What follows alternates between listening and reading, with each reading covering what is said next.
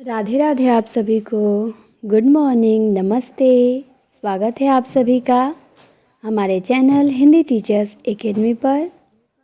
हम देख रहे थे रासो साहित्य। पिछली क्लास में हमने नाथ साहित्य देखा था और आज हम देखेंगे रासो साहित्य। तो चलिए रासो साहित्य शुरू करते हैं। आचार्य रामचंद्र शुक्ल ने रासो साहित्य का विवरण वीर गाथा काल के अंतर्गत दिया है। आचार्य शुक्ल के अनुसार वीर गीत परंपरा का प्राचीनतम ग्रंथ बिसलदेव रासो है। तो ये ध्यान देंगे, पूछ सकता है कि शुक्ल के अनुसार वीर गीत परंपरा का प्राचीनतम ग्रंथ है, तो आप बताएंगे बिसलदेव रासो। ठीक, चलिए आगे आते हैं। विद्वानों ने रासो शब्द की व्युत्पत्ति निम्न ढंग से बताई है, ध्यान देंगे। जो विद्वान हैं ये बताते हैं कि रासो शब्द की उत्पत्ति किस शब्द से हुई है। सबके अपने अपने मत हैं और ये पूछा जाता है तो हमें ध्यान देना है।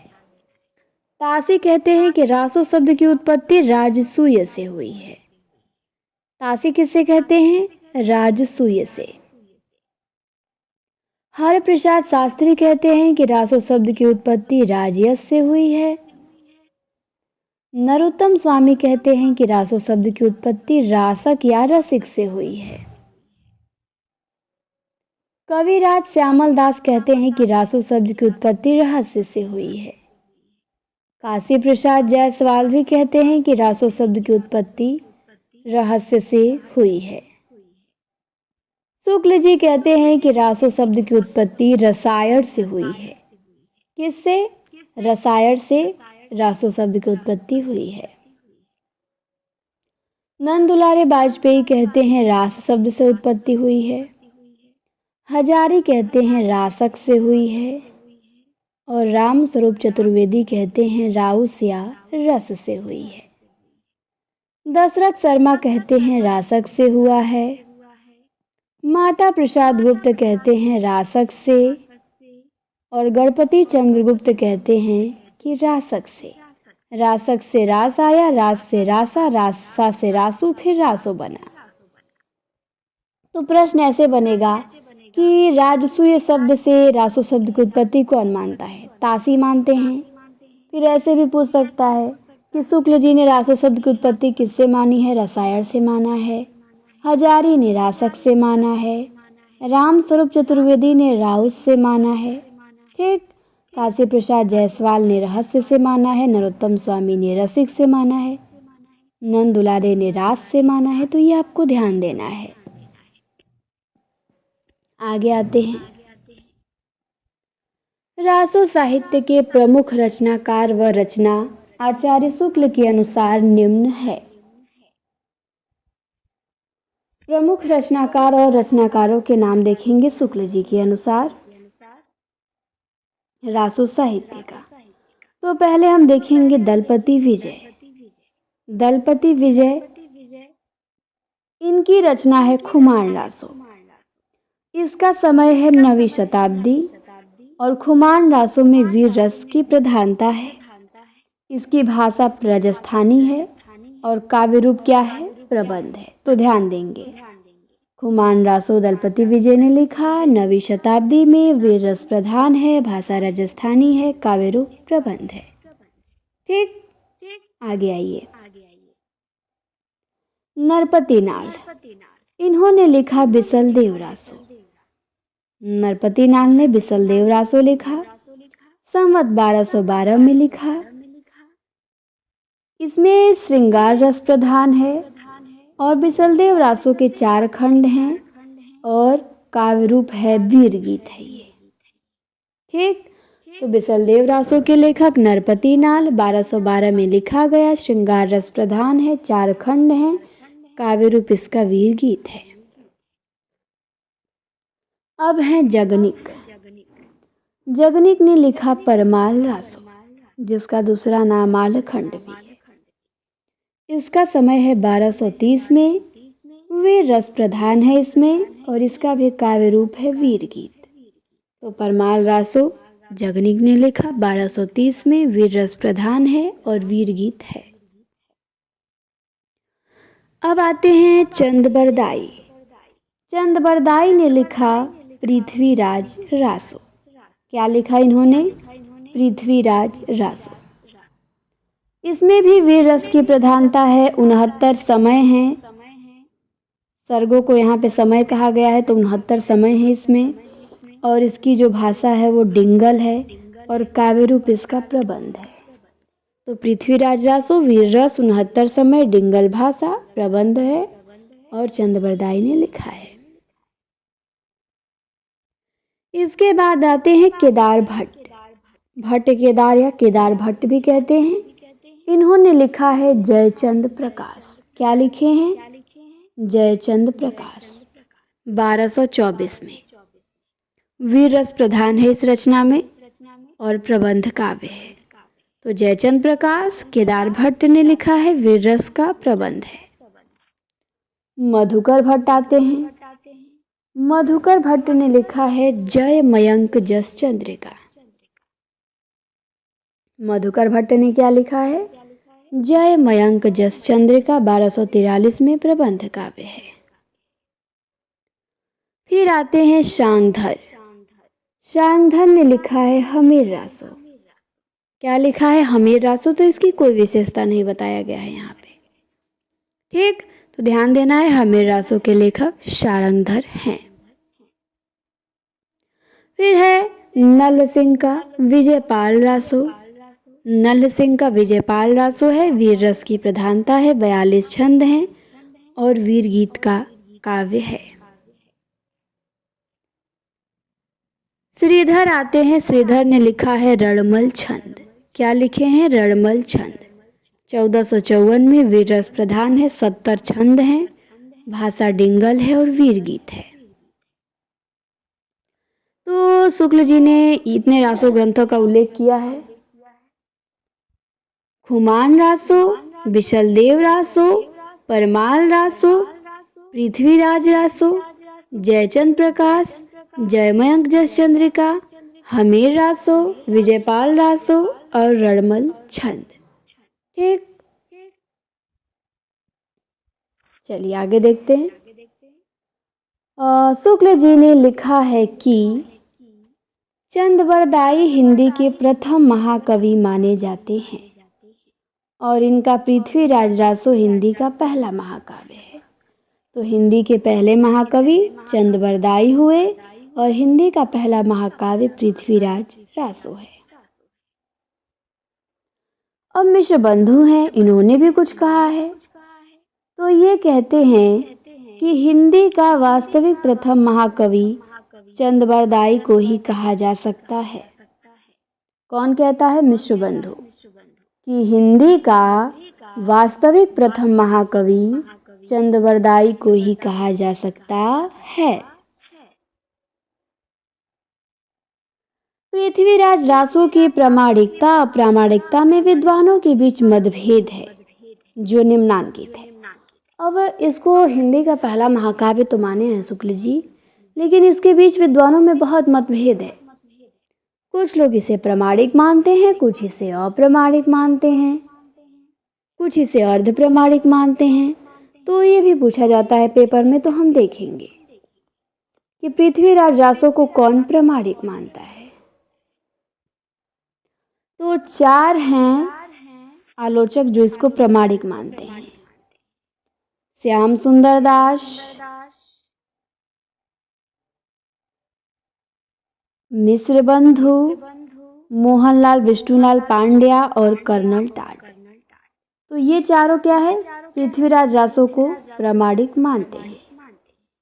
श्याम सुंदर दास, मिश्र बंधु, पांड्या, कर्नल टाड। तो ध्यान देंगे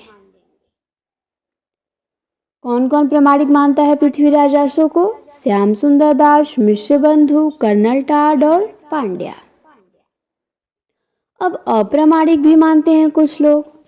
तो अप्रामाणिक मानने वालों में शुक्ल जी हैं, देवी प्रसाद हैं, कविराज श्यामल दास हैं, हीरा चंद ओझा हैं, बूल्हर हैं, मुरारी दीन हैं।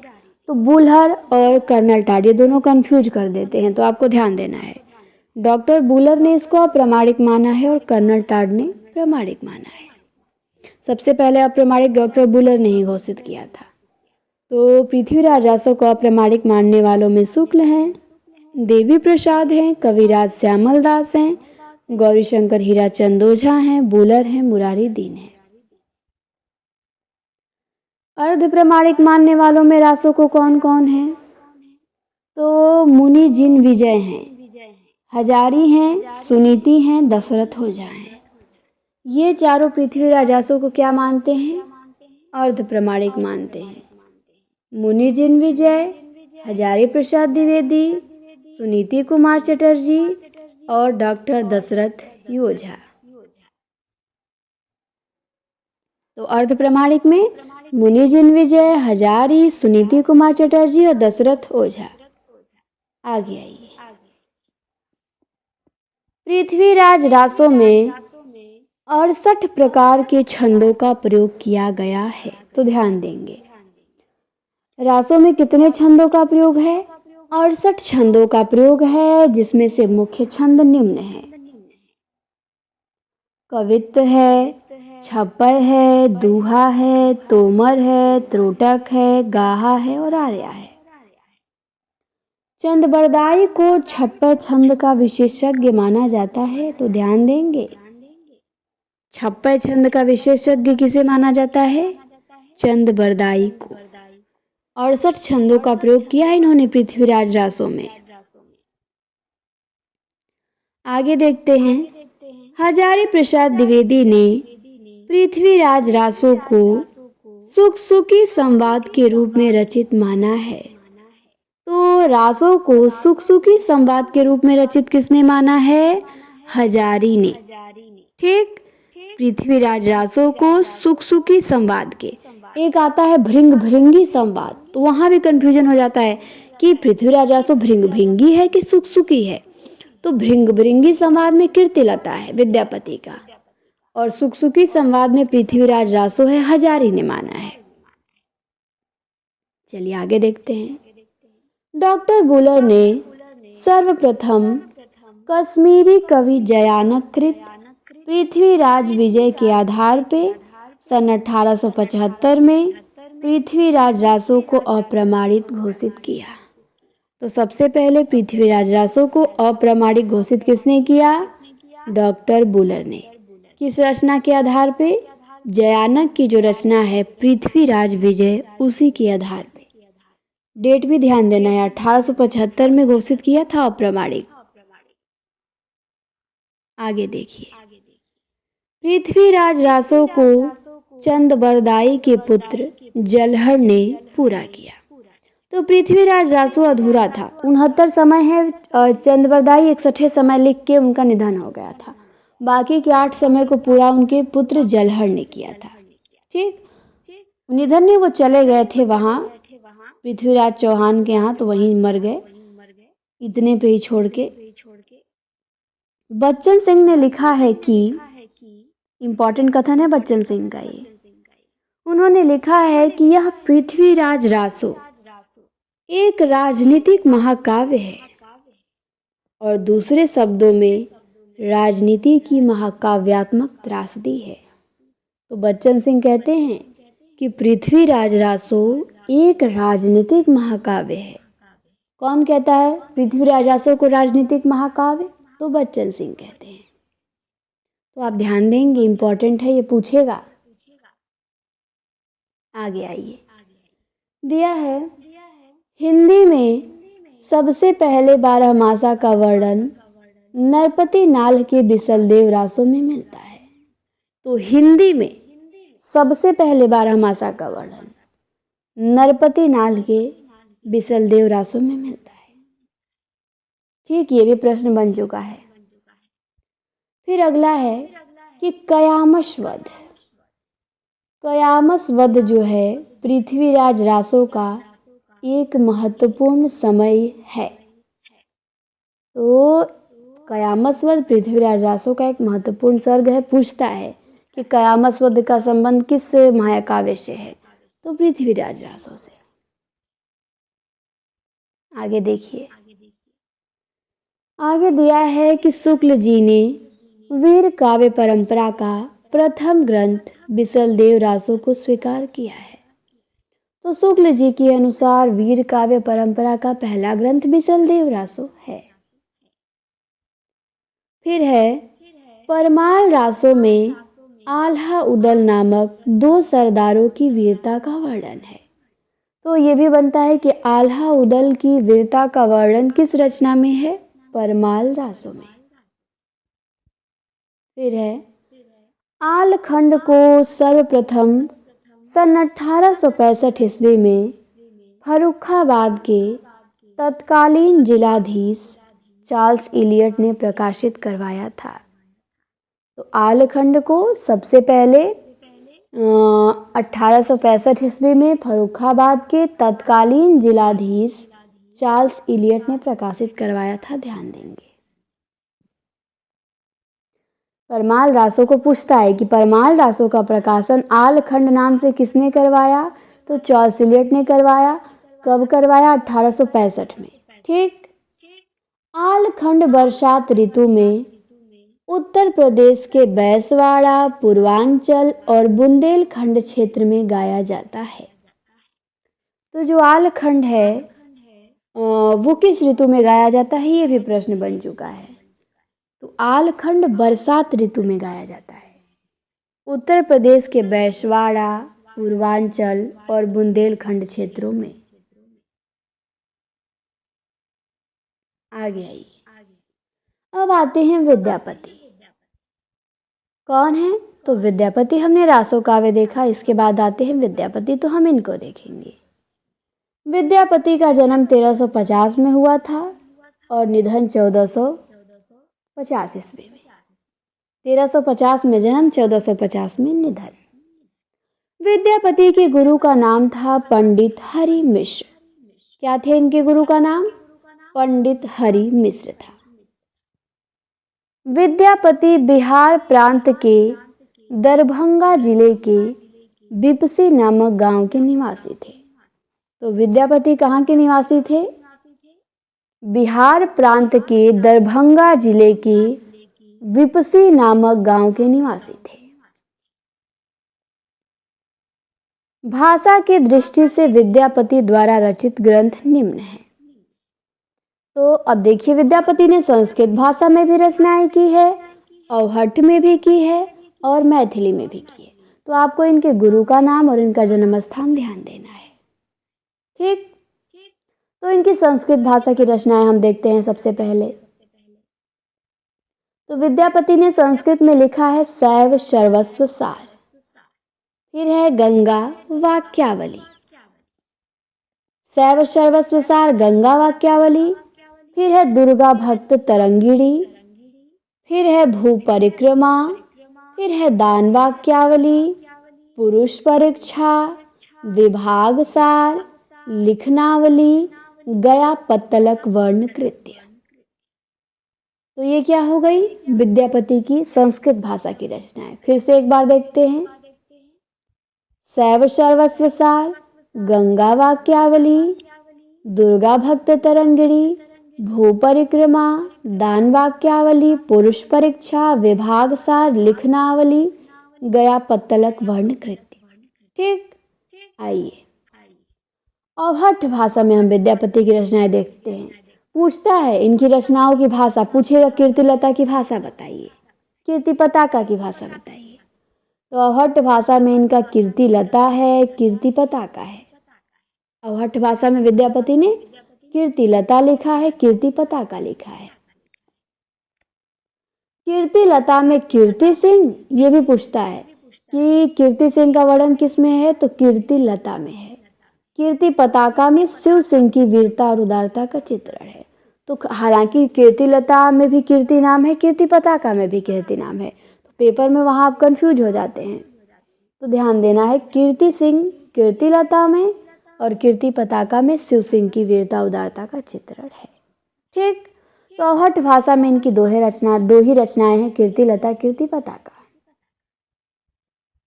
अब आते हैं इनकी मैथिली भाषा की रचनाएं देखते हैं विद्यापति की। तो मैथिली भाषा में इन्होंने लिखा है पदावली और गोरक्ष विजय नाटक है।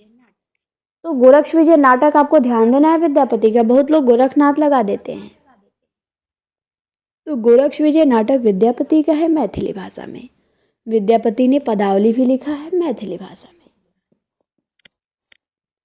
गोरक्ष विजय का गद्य भाग जो है वो संस्कृत में है तथा पद्य भाग मैथिली में है, ध्यान देना है। गोपू ये भी प्रश्न बना था एक बार शायद कहीं कि विद्यापति की किस रचना कौन सी रचना दो भाषाओं में है। तो गोरक्ष विजय का जो गद्य भाग है वो संस्कृत में है और उसका पद्य भाग मैथिल में है, ध्यान देंगे। ठीक, चलिए।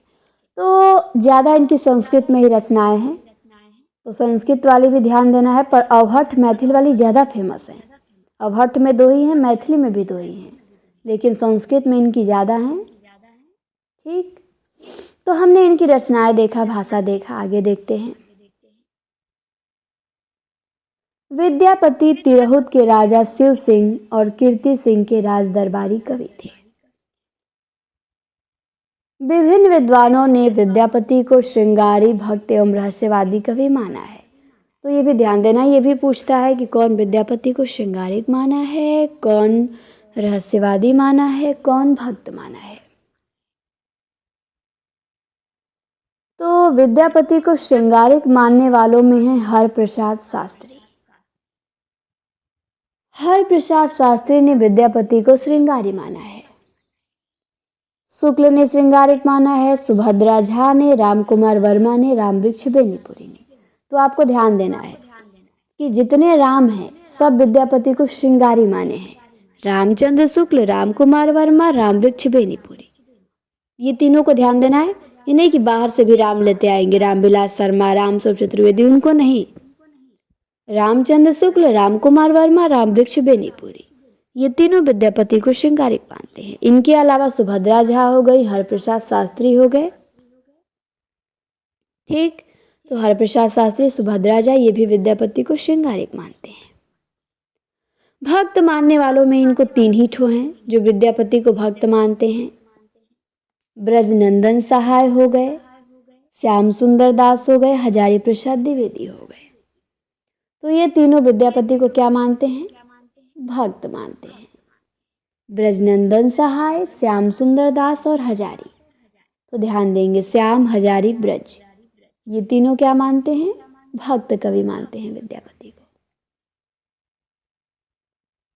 रहस्यवादी, विद्यापति को रहस्यवादी जॉर्ज ग्रियर्सन, ये तो प्रश्न भी बन चुका है, विद्यापति को रहस्यवादी किसने माना है? ग्रियर्सन ने।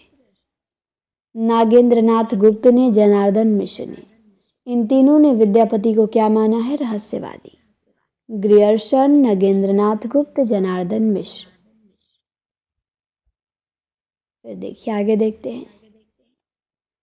बच्चन सिंह ने विद्यापति को जातीय कवि कहा है। तो पूछता है कि विद्यापति को जातीय कवि किसने कहा है? बच्चन सिंह ने कहा है। विद्यापति को जातीय कवि बच्चन सिंह।